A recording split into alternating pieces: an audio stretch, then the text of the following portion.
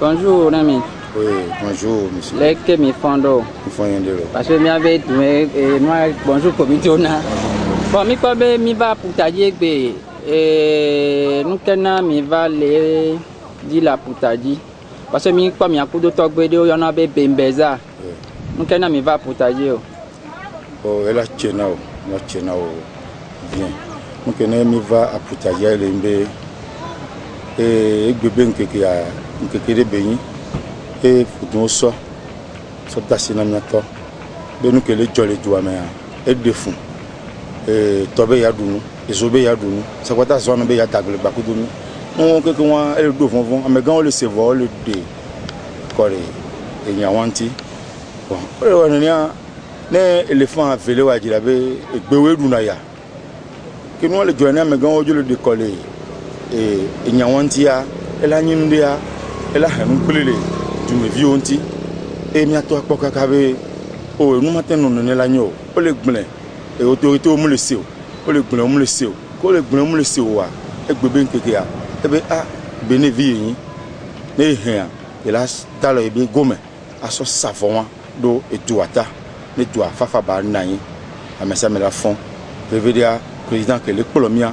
ne fond sincende e be du la wa ne fond sincende ne ba no dagba ba no doto du mevio nous que du mevio le gula ba no doto ba no gogo ba no se nous que du mevio le gula nous tenons avançant bon il y a gon be toji ko la ya lo bodwa be avançant et toji be le parce que ko be do mes ande ya le to nous que be le ja o le toji ya nous que be le o le toji ya e le imbe e tobe ya dunu que tobe ya dunu a ne e to akpo ndudua nko be eju hokanli o dati agbetore ya me la fo e me la na insensende la necessende e na so yin gan wan do me so le yin ya parce que mi ko be ya lo la gbatro ku do yin ya agbeto ko agbeto be no me na ko yin be no me be mu no me de kawe o ma no me de kai le wasi no me de kakele wasi wan le fion be ne agbeto na yin e kan le anjo yi ya yin yo kan le mu kho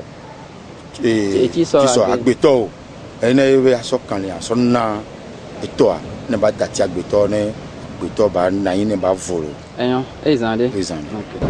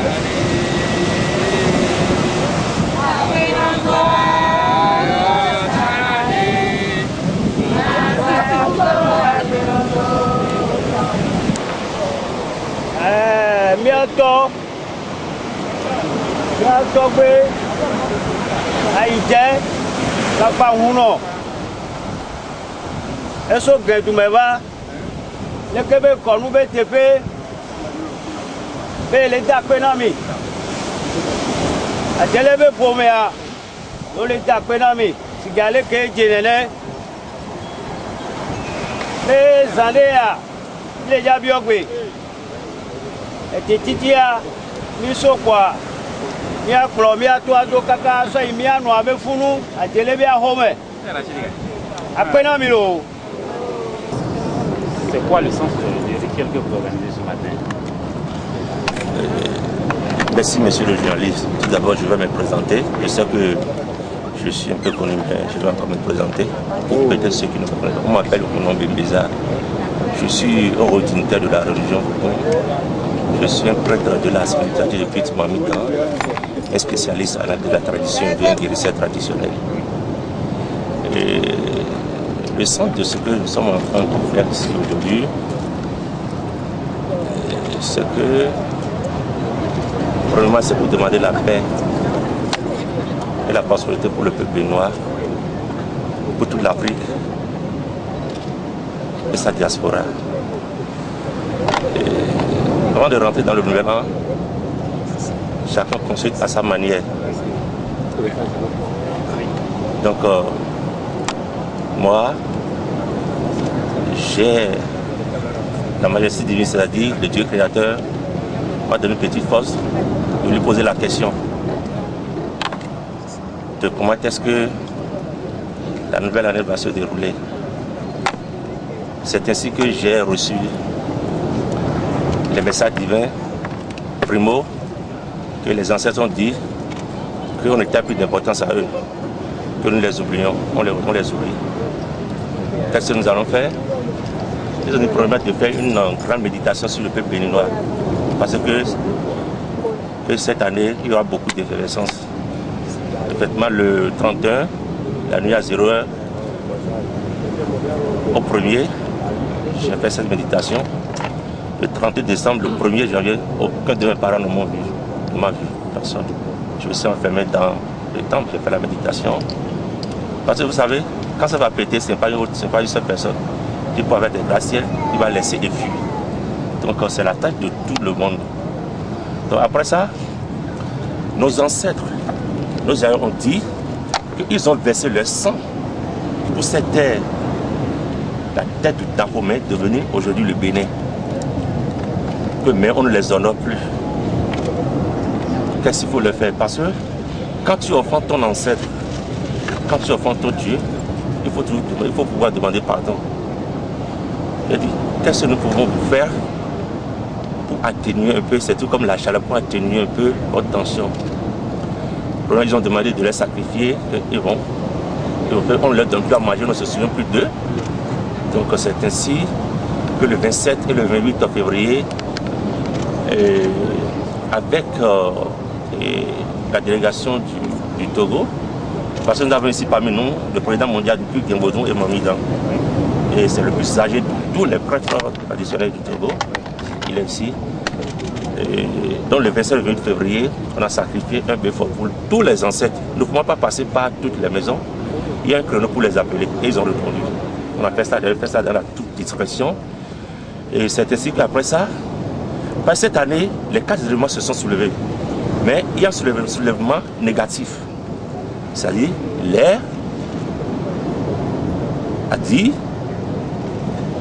et l'air s'est soulevé, la terre aussi, le feu et l'eau. Quand il y a feu, c'est l'eau que nous cherchons. Vous voyez l'élément l'air qui est là. Vous avez constaté qu'en ces temps-ci, on n'arrive même plus à respirer. Il y a une chaleur torride. Il ne pleut pas. Donc, ils ont dit, l'élément eau a dit que cette année, il y aura beaucoup de rage. L'élément feu, lui, précise que c'est lui qui prépare à tout le monde. Et on mange. Mais quand on lui veut manger, que c'est des pleurs et des lamentations. Que cette année, il va beaucoup manger, il va beaucoup causer beaucoup de dégâts. Donc, nous ne pouvons pas entendre cela et rester muet. J'ai décidé de rentrer dans le monde des ancêtres et leur poser la question. C'est-à-dire qu'ils ont dit de faire une offrande d'un animal à l'élément eau. Mais quand l'élément eau, vous savez que c'est la mer qui est la chose là. Oui. Et c'est... Elle a la possibilité d'appeler tout ce qu'il y a comme rivière, lac. Elle a cette force. Vous voyez que ce qui est dans l'eau n'est pas sur cette terre. La terre là n'est qu'une petite portion de l'eau. Donc l'eau a demandé de lui donner un bœuf. Donc parce que moi je respecte toujours la tradition, je leur pose la question, quand est-ce que vous voulez que le peuple béninois vous donne cela? Ils ont dit le 28. Donc c'est ainsi que j'ai été à Nejo toucher les ayants droit et à Cotonou ici, voir, parce que c'est pas ce que nous sommes en train de faire, ce n'est pas un travail dont je suis un prêtre traditionnel, non, non, non, c'est un travail hautement spirituel. Ceux qui peuvent assister, ceux que je vois qu'ils ont, c'est-à-dire la force de prier pour le peuple béninois, je les ai interpellés, ils ont répondu. Et c'est ainsi que je viens de quitter la maison. C'est une maison, je suis parti dans une maison là-bas. Et compte tenu de tout ce qui se passe dans le pays, ça n'a pas été facile avant que je ne bouge de la terre, avant de rentrer dans l'élément haut. Donc je suis allé donner le bœuf, ça n'a pas été sacrifié, ça a été remis vivant. Donc ils ont pris, et en prenant ça, ils m'ont encore donné un message que je vais garder pour moi, me passer des messages, des sacrifices, des petits sacrifices qu'il faut encore faire pour demander toujours la paix pour le peuple béninois. Donc c'est la signification de ce que nous sommes en train de faire aujourd'hui. Et avec ça, je pense que l'élément haut va atténuer toutes les tensions, donc, ça, le feu, l'air, la terre, l'élément haut va atténuer ça. Donc c'est ça. Brièvement, parce qu'avant que vous n'alliez sur l'eau, il y a eu un petit rituel déjà avec les dignitaires qui sont là. Avec vous, est-ce qu'on peut savoir de quoi ça retourne? Oui, c'est vrai. Que vous avez, qu'on a fait juste au bord. Oui. Ouais, avant d'aller dans une maison, il faut taper la porte. Il faut demander la permission. Parce que c'est une maison que vous voyez là. Vous voyez que c'est la mer. Mais on dit que la mer s'étend à peine de vue. C'est une maison. C'est une grande femme, c'est une grande maison qui contient encore de petites maisons. Donc, avant d'aller, il faut appeler ces divinités. Il faut demander l'agrément de Dieu, les membres de nos esprits. C'est ce à quoi le grand prêtre qui est venu du Togo a procédé avec les autres dignitaires. Donc, il faut demander la permission d'abord, avant de rentrer dans une maison. C'est ce qu'on a fait. Et ça, je pense que c'est... Vous allez constater que ce que nous avons fait aujourd'hui, ce n'est pas ou bien une volonté, non. Et non, ce n'est pas une volonté personnelle. Et je ne vais pas garder le message que la majesté de Dieu m'a donné pour moi, mais pour moi, ce n'est pas bon. Et quand tu es prêt à il faut se sacrifier pour ton peuple. Il ne faut pas attendre une subvention, quoi que ce soit de nous. C'est-à-dire, de ne pas avant de faire que donc, ce que nous sommes faits, je l'ai fait au nom de tout le peuple béninois, de ma propre poche. Parce que je dis toujours que si le peuple béninois se porte bien, la population va se porter bien, nous allons vivre correctement. Et je vais demander à travers ce sacrifice qu'il pleuve. Que l'élément terre s'apaise. Que l'air s'apaise. Que l'élément feu s'apaise. Je vous remercie. Merci. Vous allez.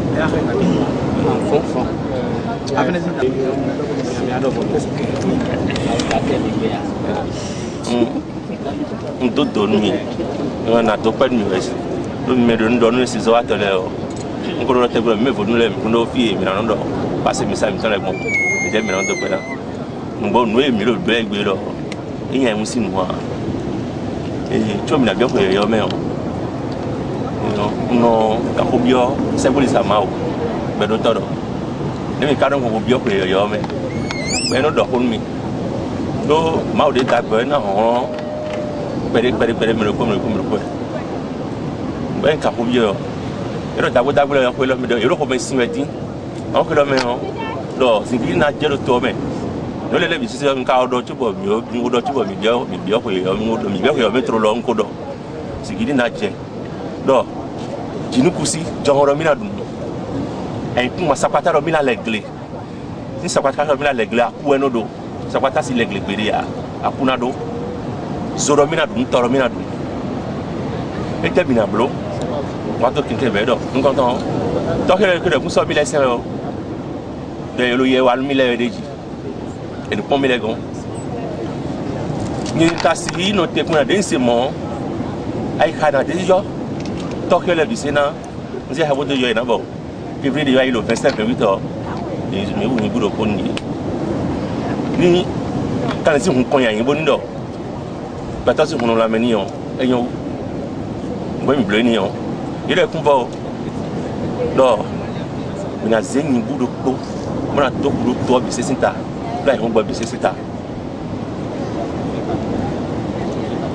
do Africa to bi sesinta soit 15 ans bi sesinta les c'est mon non non et mais oui ta voiture les golo hané ho oui grandma tu les golo et on a connu voilà pour le dire à dire et quand dans il dit na me manote comme médio bon yo famille tu pas bon on prend des pommes et donc boléo mais bien besoin ni sur mina dunu bon zolon diwe mais quand il fait zoka dunu là et tu nyengo et toi et tu quand il doit porter tes gon toi et termine à bloyer le mina zig groupe voilà toko ni zimbo toko donc panawa et donc il mina yi bon et moi mon ta voiture et ça veut dire tout de bon agba mi c'est tout le coup agbe avant yedo mi si ko beta sur le mi temps e fly la kuma ji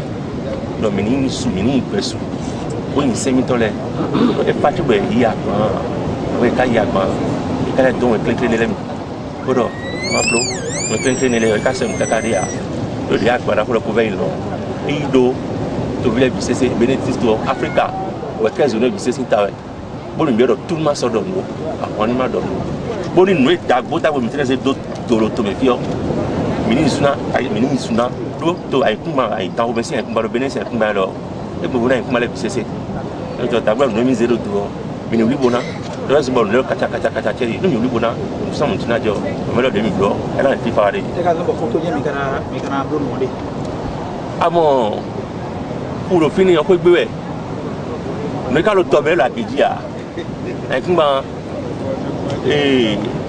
to eyi tí ètò bon ay kuma bon ay kuma akpa clean de jowe élément o to e ka do mi le o e ira jo agbon ran bo le me le gba bi do hon amo iron do ko do agbeta hoyo kuno yo to to le sipe be ino gan o e bien so gorofi e ka do fe na le tondo e no hende ya e mi body e pera fa si pera fa grafa afari boda gunawa ja mi hemia tun komito yeah comité ade afie ok on reprend te ande pour la koji bon uno bembeza e wa momi bodo mi jona sa ko le bon de momi on de wa e hometo de le chi ko yo ne mi kam e do ko ti agbera sa ko yo ta to ta ko de la fie bi na ne no bo de changer quoi tu le docteur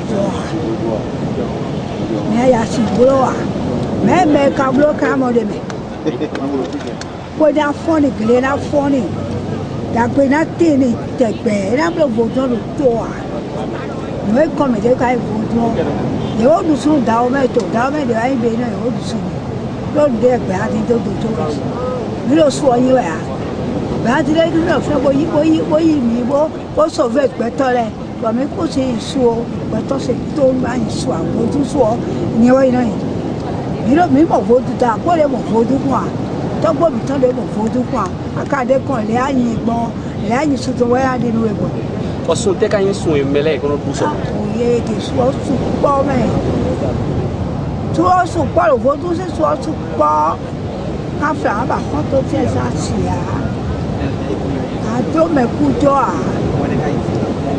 a ba ko to sa si a no ka yo eyo a ati ko do ri a ai bodure kan o don do sen lo oyi ai si ora mo dagbe da ana mo kaka sana ku amado ado ko kawo lẹ́yìn iṣu ọgbọ́n wà àmọ́gbọ̀n òfìyé lọ fún ṣéwẹ̀ bébé záàbì jíwẹ̀ ẹ̀kẹ́nà bó kàkà tàràwé ni àkápà kó máa sí ìkọ́ mẹ́ ló lápá hun náà sí ìkọ́ mẹ́ ló gẹ́tọ́ bì sí ìkọ́ mẹ́ Dans le temps aussi, comme la voisine d'Oji, et la terre. Mira pour virer nami. Mono bemeza et umego. Trop con. Et funda eso yedeka. Eso joru. Avec les monoado.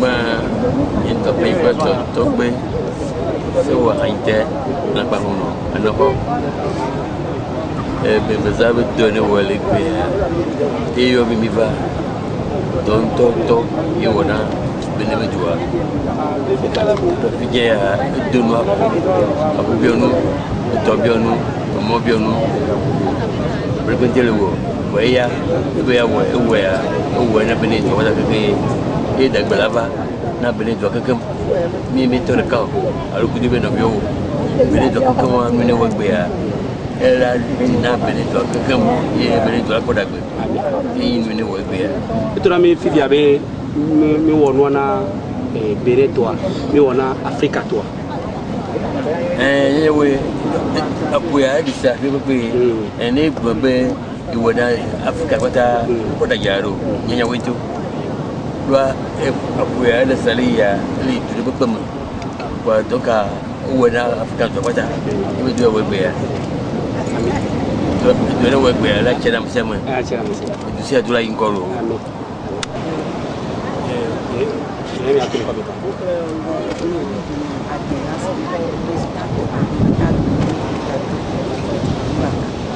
come dio mi wati do uno bembisa e lo nero che può dare